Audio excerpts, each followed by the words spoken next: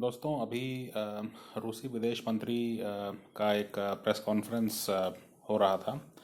और उसमें जो बातें कही गई हैं, प्रमुख बातें उसमें यह है कि लगभग उन्होंने क्लैरिफाई कर दिया है कि नेटो और अमेरिका को अगले हफ्ते तक अ, पूरी तरह से ठोस रूप में ये बताना होगा कि यूक्रेन को लेकर के जो रूस की चिंताएं हैं उस पर उनका क्या सोचना है, वो कहाँ तक कमिटमेंट करने को तैयार हैं। और कमिटमेंट से मतलब है लीगली बाइंडिंग अग्रीमेंट।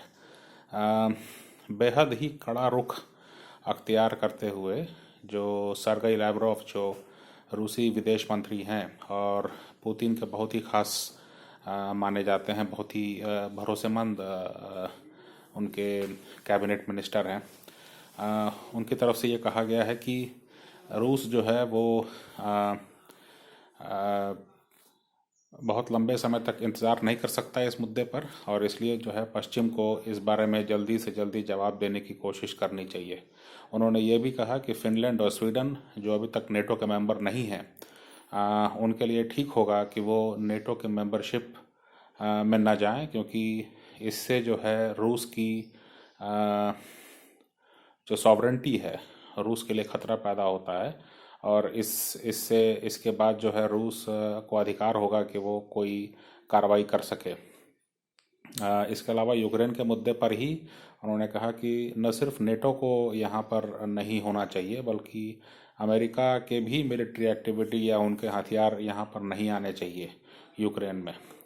आ, पूर्वी यूरोप के बारे में भी जो है पहले से रूस ने ये कहा हुआ है कि वहाँ पर नेटो की मिलिट्री एक्टिविटी को बंद होना होगा, क्योंकि इससे रूस को खतरा है। क्योंकि पूर्वी यूरोप के बहुत सारे देश जो हैं वो पहले सोवियत यूनियन का हिस्सा ही थे, और इसके अलावा जो हैं कई ऐसे देश हैं जिनसे कि रूस की सीमा मिलती है, रूस का बॉर्डर मिलता है। तो ये कुछ पॉइंट्स हैं। और लगातार जो है इस साल, मैंने अभी 15 ही दिन हुए हैं, लेकिन इस साल में जो है लगातार जो है बहुत ही ज़बरदस्त दबाव बना कर रखा हुआ है पूरे पश्चिम पर रूस ने अचानक। और ये भी समझने की बात है कि अमेरिका और यूरोप में जो है इस बारे में कोई सहमति नहीं बन पाई है कि रूस पर किस तरह के प्रतिबंध लगाए जाएंगे अगर यूक्रेन पे वो हमला करता है तो। क्योंकि आ, अमेरिका का यह मानना है कि संभवतः जो पूरा पॉलिटिकल लीडरशिप है, इंक्लूडिंग रशियन प्रेसिडेंट, उन पर प्रतिबंध लगाने की बात हो रही है, लेकिन यूरोप इस बारे में सहमत नहीं है। हालांकि रूस ने भी ये बात क्लियर कर दी है कि किसी भी तरह के प्रतिबंध अगर रूसी राष्ट्रपति पर लगाए जाते हैं तो ये मान के चलना चाहिए कि पश्चिम और या विशेष तौर पे अमेरिका और रूस के बीच में सारे संबंध खत्म हो जाएंगे।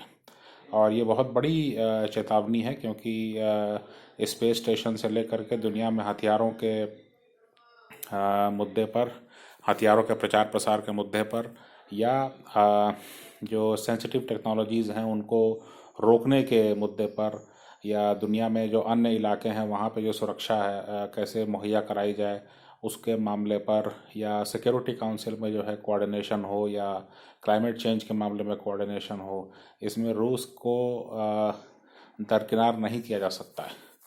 तो इसलिए जो है यूरोप इस बारे में पूरी तरह सहमत नहीं है। लेकिन अब जो है रूस जो है ज़बरदस्त दबाव बना रहा है, क्योंकि कल ही जो है जो रूसी एक टॉप ऑफिशियल हैं, डिप्टी फॉरेन मिनिस्टर रैबकॉफ, उनकी तरफ से भी ये कहा गया कि राष्ट्रपति पुतिन के सामने जो है वो मिलिट्री ऑप्शंस भी रखे गए हैं और लगातार सुझाए जा रहे हैं। लेकिन डिप्लोमेसी को पहला मौका दिया गया है कि अगर इससे मामला सुलझ जाए तो अच्छी बात है। तो कहने का मतलब ये हुआ कि जो है एक बहुत बड़ा क्राइसिस जो है जो बाइडेन के पहला साल जो है, 4 साल में से पहले साल के लगभग अब हम नज़दीक पहुंच रहे हैं। और उसमें ये बहुत बड़ा क्राइसिस सामने आ गया है। अफ़गानिस्तान इसके पहले जो है बहुत बुरी तरह से जो है अमेरिका की छवि को नुकसान पहुंचाया है। अब अगर रूस के दबाव में अमेरिका पीछे हटता है, या अगर पीछे नहीं हटता है, दोनों ही सूरतों में टकराव बढ़ेगा। और टकराव बढ़ने का मतलब ये हुआ कि जो है अमेरिका की जो वैश्विक स्थिति है उस पर काफ़ी असर पड़ेगा। उस पर निर्भरता जो है बहुत तेज़ी से कम होगी पूरी दुनिया में। बाकी भी यूरोपीय देश जो हैं उनको भी सोचना पड़ेगा, क्योंकि उनके अंदर भी काफ़ी मतभेद अब उभरने लगे हैं। पोलैंड और हंगरी के अपने अपने अपनी रणनीति है, उनके अपने फॉरेन पॉलिसी और डोमेस्टिक पॉलिसी प्रायोरिटीज़ हैं। इसके सिवा जो है ग्रीस के अपने अलग मुद्दे हैं। वो बहुत तेज़ी से जो है इसराइल और भारत और यूएई के साथ जो है जोड़ना चाहता है और एक कॉरिडोर बनाना चाहता है, और तुर्की से अपना बचाना चाहता है अपने आप को। इसके अलावा जो है ब्रिटेन के अपने अलग अलग प्राथमिकताएं हैं, जो कि यूरोपियन यूनियन से एग्ज़िट हो गया है, ब्रेक्सिट उस पूरी मुहिम को कहा गया। तो काफ़ी फ्रैक्चर्ड है। और अभी हम जो है चीन के बारे में बात ही नहीं कर रहे हैं, चीन के बारे में बात ही नहीं कर रहे हैं, जबकि उसने जो है ताइवान पर जिस तरह का दबाव बनाया हुआ है, जिस तरह से जो है हर दूसरे दिन बड़े जहाज़ी बेड़े जो हैं वो अक्सर जो है उसके एयर स्पेस वायलेशन कर रहे हैं। और अभी तक जो है दुनिया इसको एक खबर के रूप में ही देख रही है, कहीं कोई रणनीति इसको रोकने की समझ में नहीं आ रही है। तो इस बहुत ही कठिन स्थिति में जो दुनिया अभी टकराव की स्थिति में है, और लगातार जो है नए नए वेरिएंट्स आ रहे हैं कोरोना के, और उसके चलते भी दुनिया की अर्थव्यवस्था लगभग तबाह बर्बाद हो चुकी है।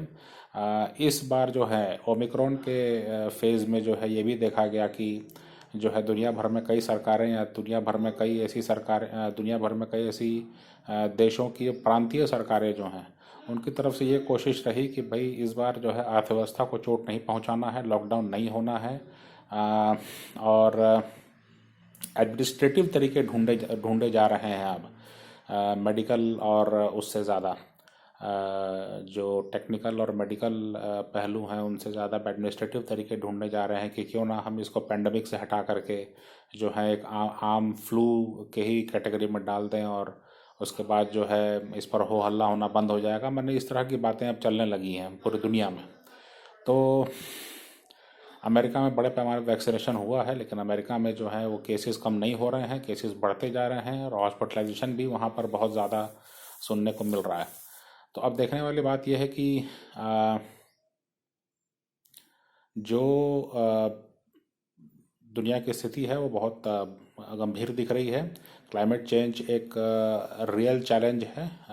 दुनिया में कई ऐसे देश हैं जहाँ पर एक खाद्यान्न संकट पैदा हो गया है, जिसमें से कि चीन भी एक है। और जो विश्व व्यापार है उसके चलते जो हैं वो कई सरकारें जो हैं वो ठीक सही बात नहीं बताती हैं कि कितना खाद्यान्न हुआ है और कितनों का जो है वो विदेश में बेचा गया, और किस क्वालिटी का बेचा गया, और कितना रखना चाहिए था या नहीं रखना चाहिए था, या मार्केट प्राइस को कंट्रोल कब करना है, रेगुलेट कब करना है, एक्सपोर्ट का कब कंट्रोल करना है। ये सब चीज़ें जो हैं अब सरकारों के हाथ के बाहर जाती जा रही हैं।